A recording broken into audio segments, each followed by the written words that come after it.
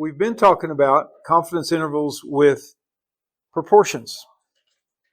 And 9.2 says, well, let's do the same kind of thing with averages. And I want you to get a picture in your head what a confidence interval really means. If I'm looking at this drawing right here, 90% confidence means what? Well, here's a normal curve, right? 90% confidence means we think our sample, the population parameter, is in this 90% someplace. That's what 90% confidence means. Well, it might not be. It might be in one of these tails on either side. Okay, so what's the area in the right tail? Right here. So if this is 90%, get 100%, take away 90, that leaves 10. And it's split evenly between the two tails. So 5. So 5% out there in the right tail. And keep in mind, we're talking about the right tail. That's going to get important here in about 5 minutes or so. Right here at the start of the right tail, what's the z-score? You're going to need your formula pages. Okay, it's right in between 1.64 and 1.65, right?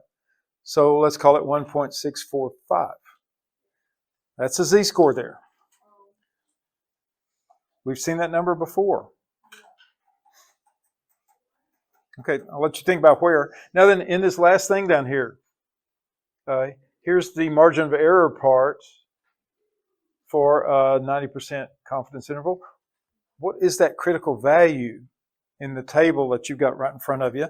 What's that critical value for a 90% confidence interval? 1.645. That's where they got it. They said, well, if we're talking about the middle 90%, then out here in the right tail, and I'll stress that right tail again, that area, the cutoff point, z-score wise, is 1.645. Now, over on the other side, it'd be a negative 1.645, but we're talking about the positive version because that's where they're getting those critical values. So, if I wanted an 80% confidence interval, is that in your formula pages? But you could figure it out once you know how it works. So, if this was 80% in the middle, what's left over? 20 divided by 2, so that means this would be 10% out here. What would be the z-score for 10% area in the right tail? Ma'am? 1.28. So instead of 1.645 being the critical value, thank you by the way, 1.28 would be your critical value. So you could say stuff like, well, I want a 74% confidence interval. You're not locked into just that table. But the main thing I want you to see was that's where they're getting the critical values from. Now that was with proportions. Let's keep going. So when we're doing those proportion ones, we did what? We used p hat. Where did we get that from? Sample. It was the sample statistic. We had a critical value, like we just looked up, and we had the standard deviation for proportions. And we put all that together in that little formula to get a confidence interval. Very mechanical, if you know those values. And so it would be kind of nice if we could do the same sort of thing with averages. In other words, for averages, I know X bar is the average of the sample, sort of analogous to p hat. I know that there's got to be some sort of critical value. And I know that to get the standard deviation for averages, sample-wise anyway, it's the population standard deviation divided by the square root of your sample size. I mean, we talked about that, in chapter 8. So all of this builds on what you've already got. That'd be nice. Trouble is we can't do it. Aww. How come?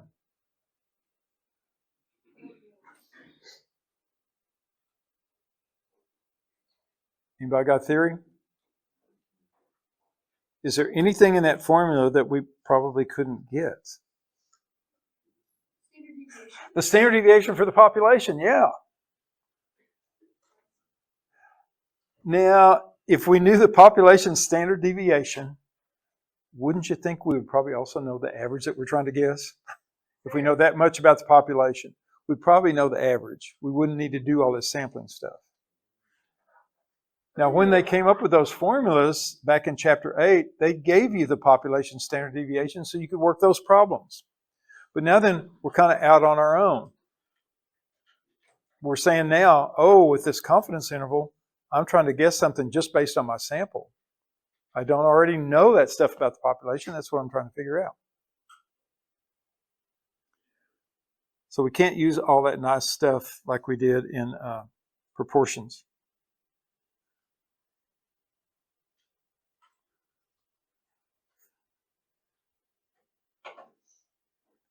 Okay, we don't know that thing right. It's coming up, I think, right there. The population standard deviation. Just don't know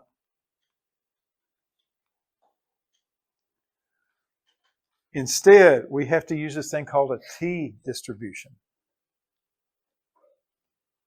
A guy by the name of Gossett, if you read in the textbook, he was working for a brewery, and he was doing statistical research, and he was trying to do stuff just like we were doing with proportions and do it with averages using the normal distribution.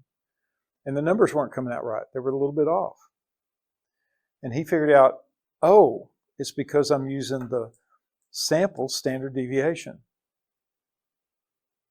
And so he made up this t-distribution. Pretty clever guy. And on your pages, up here on the screen, it's red for the t-distribution. Blue is the normal curve. They look kind of similar, but they're not the same. So let's look at some differences here.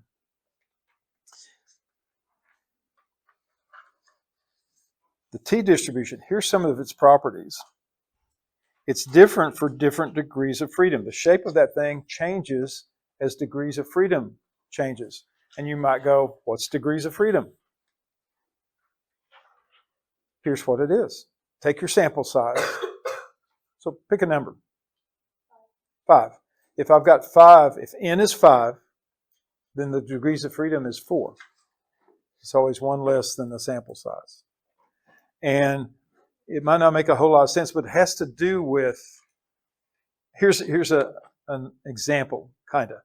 If I had a box of donuts, and there's, let's say, 1, 2, 3, 4, 5, 6, 7, 8, 9. There's 11 of you in here.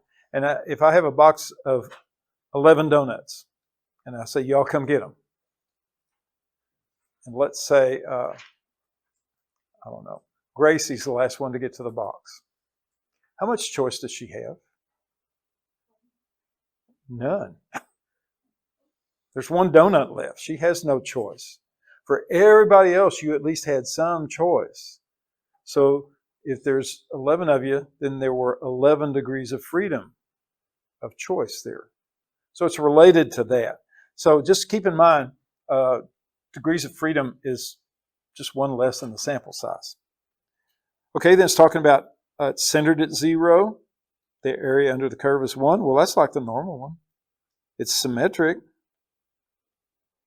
As t, and you'll see what t is in just a minute, as t gets bigger without bound, it never touches the x-axis, but it gets closer to it. So let's take a look at one of these. Okay, in blue is the normal distribution. In red is the t-distribution. Now then, I put a slider on that so that I could increase the degrees of freedom. That's what this slider is right here that I call D. And as this moves up, watch how the shape of that red one changes. This says degrees of freedom is 1. What was my sample size? 2. So that curve right there, the red t-distribution, is based on a sample size of 2, which gave us 1 degree of freedom. Okay, let's change that just a little bit. I'm going to move that up. What's happening?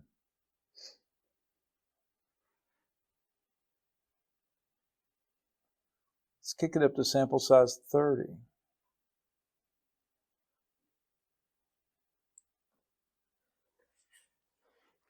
The shape of that changed to be pretty normal. So as the sample size goes up, and you can read it in the description of this t-distribution, as the sample size goes up, the t starts looking more and more and more like a normal curve. All right, just kind of file that away. Let's go back to the original here. Notice, for the t, the tails have more area in them than the normal curve does. I mean, that scale right there, look where the normal curve gets closer and closer and closer to the x-axis. Those are in standard deviations. Plus or minus 3. The t's tails are fatter. Okay, just wanted to point that out.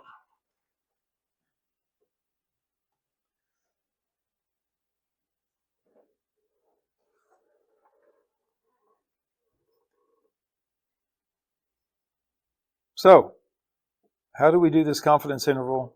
If we can't use the normal distribution, we have to use this t-distribution thing. We have a formula. I wrote it down for you. It's probably in your formula pages too. But look at what it's saying. It's saying x bar, okay, that was like p hat, plus or minus, and now then we've got a critical value, but it's got a t by it. We're going to see how to find that in just a minute. So we've got a critical value, t alpha over 2. And then S is the sample standard deviation. We don't know the population one, so we have to get the standard deviation of the sample. And N is just sample size, like it always is. So how much of that do we know and how much of it do we not know? Well, we would know X bar. We would know the sample standard deviation. We'd know the sample size. So it comes down to, well, that critical value T alpha over 2. How do you get that? And for that, we go to this table. So in your formula pages, find the table that says t-distribution. I think it should be right after the z-score one. Now, on the left-hand side, this is different from that normal distribution one. For a normal distribution, on the left-hand side, we had z-scores. So on the left-hand side, we got degrees of freedom. At the top, look what it says, area in the right tail. Oh, that's sort of like we started talking about. So for a 95% confidence interval, how much area is in the right tail?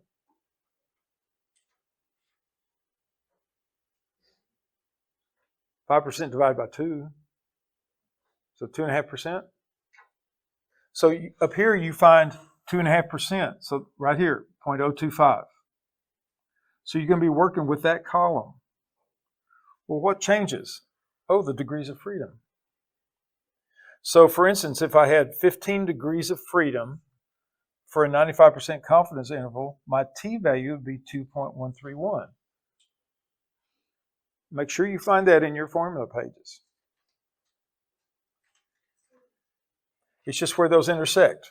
So 15 degrees of freedom, 2.5% in the right tail, 2.131. What if I wanted a 90% confidence interval?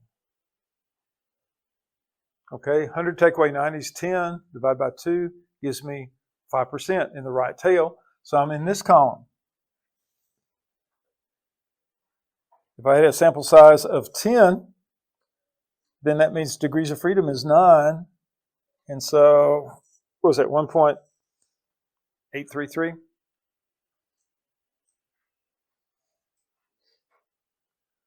Here's one.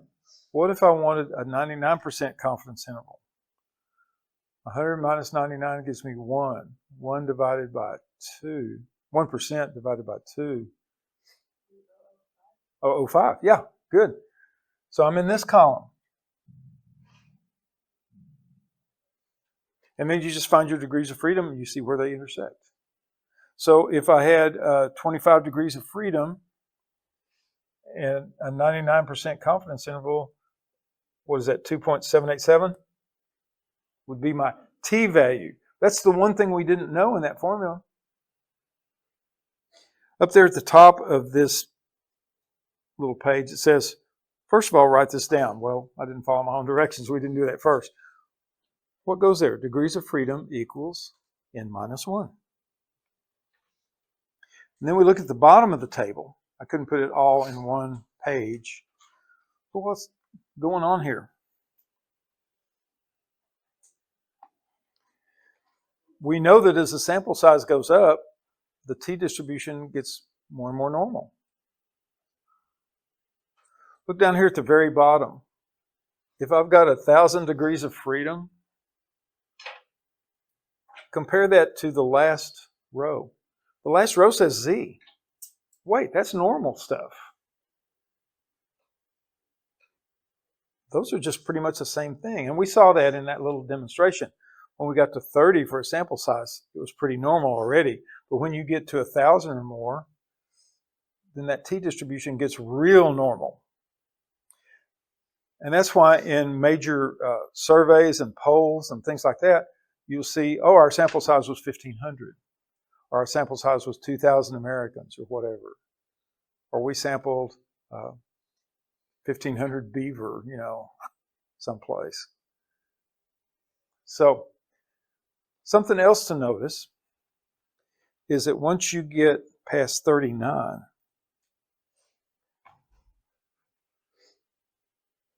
it stops giving you degrees of freedom one by one. Just pick the closest one.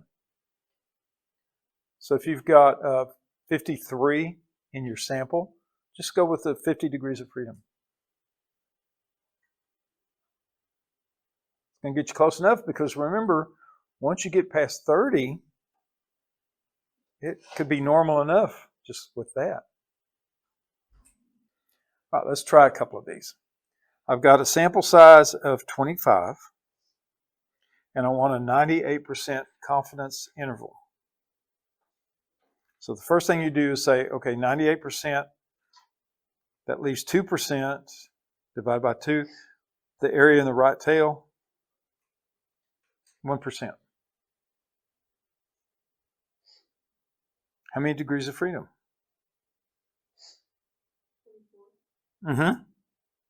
Now, I'm writing this formula out. I'm not trying to insult your intelligence. I'm just wanting to get in your head that it's the sample size minus 1. So what would that give us for a t-value? Where does that column and that row intersect? That's what I got. That would be our t-value. Now, we haven't put that to use yet, but we're getting ready to. Anybody not getting that? All right, let's try another one now. Y'all, this is as hard as it gets. If you can find the t-value, you've got this confidence interval stuff down for averages. All right, I've got a sample size of 16, and we want a 90% confidence interval. The area in the right tail, 5%. Degrees of freedom, if my sample size is 16, my degrees of freedom is this. Where do those intersect? It was late when I made this up. Always check my math.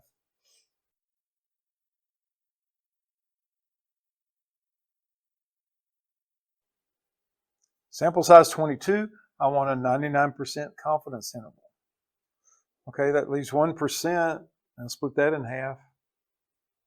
So what's the area in the right tail? Yeah, this. Degrees of freedom, even I can do that one, I think. 21. And then our t-value. I'm getting that. Did you use degrees of freedom 21?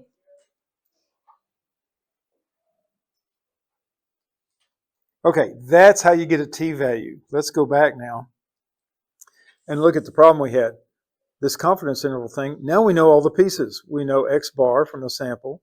We know S from the sample. We know N. And now then we can find that T value. So let's do one. I want a 95% confidence interval with X bar being 35.6, S, the standard deviation of the sample, being 4.9, and N is 35. So I just start filling in the formula. And again, this formula is in your formula pages.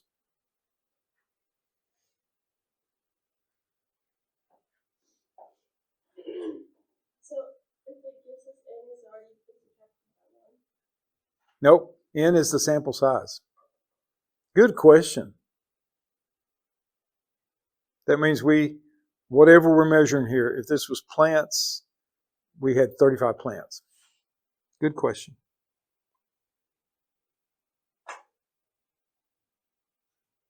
Here's what I got. See, make sure you work this and see if this is what you got.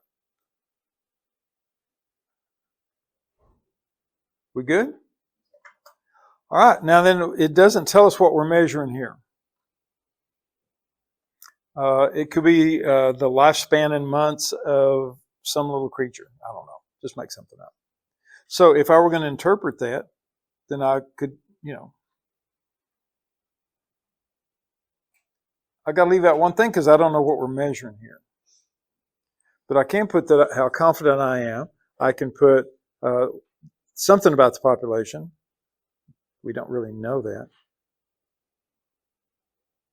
And just interpret it like that. So this average, this population average that we're trying to guess, we're thinking is between those two numbers. We're 95% confident that it's between those two numbers. That's not a bad guess. Let's do a word problem.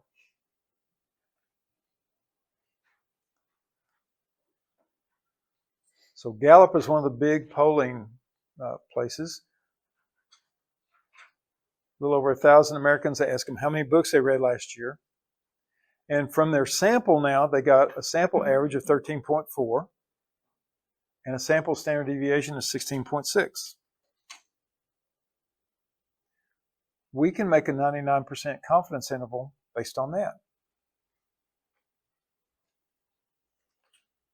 So what do? I start filling in that formula again. So I put down my sample average. Where did I get the 2.581? Well, 1,000 degrees of freedom is as close as I can get.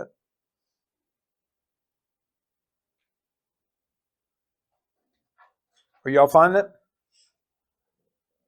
And here's what I came up with. So to interpret it, I could just say this.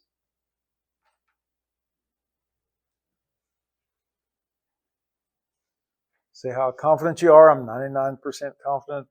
And then I'm going to put down, bless you. I'm going to put down, what were we trying to measure? Well, the average number of books read. And then I've got my population, Americans. And then I've got my interval. Now, you don't have to word it exactly like that, but just get all those parts in. Where your sentence doesn't sound like Yoda or something. What else are we faced with? Well, they might ask us, how big of a sample do you need to guarantee a certain margin of error? We did that with proportion ones. Now, in your formula pages, where I spelled out margin of error, I think they just put E, if you check and see. And notice there is a little S up here, standing for the sample standard deviation. And notice something else. We've got Z back in the picture here. This Z, alpha over 2, is the critical value from our normal stuff. Why couldn't we use T? How do we find t-values? With the sample size. We don't know what sample size we want yet. So we got to fall back on the z stuff. And they're going to tell you in the problems, oh, by the way, we don't know S either because we haven't even done the sample. So you're just going to have to rely on some previous knowledge to come up with an S. All right, given that, let's work one. So this is a three-parter.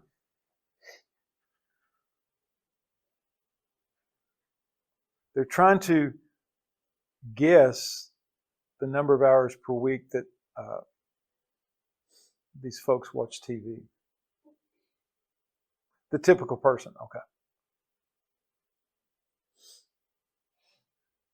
We want to know how many people is it going to take to be within 2 hours of the actual average with 95% confidence. Plug the values in. Let's see. So I know that. Where did the 1.96 come from? I know where the 7.5 and the 2 came from here, but where did that 1.96 come from? The what? For the normal stuff. So in other words, 1.96 is the z-score that cuts off 2.5% in the right tail. Right? Okay. So you plug those numbers in, square it, and here's what I'm getting. Now we're not rounding, we're just adding 1. If you want to call that rounding up, you can, but we're just adding 1. So I would need at least 55 people to be able to say, well, our guess is within 2 hours one way or the other. Seems like kind of a large standard deviation to me when the average is 7.5, but who am I to say? And then part B says, okay, what if I wanted to cut that margin of error in half? What if I wanted to make that 2-hour margin of error just 1 hour? Just do the same thing with a little bit of change here. Okay, when we add 1, Peyton seems to think it's 217. That's quite a jump. So we cut the margin of error in half. What did it do to our sample size?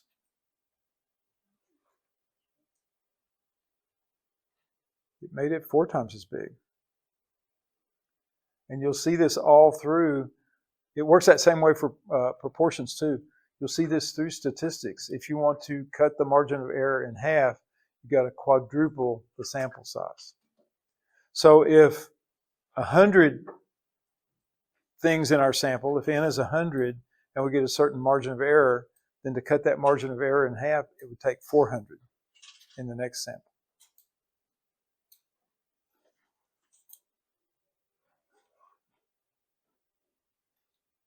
Questions, y'all? That ought to get us pretty much to the end of those notes. That's as hard as it gets.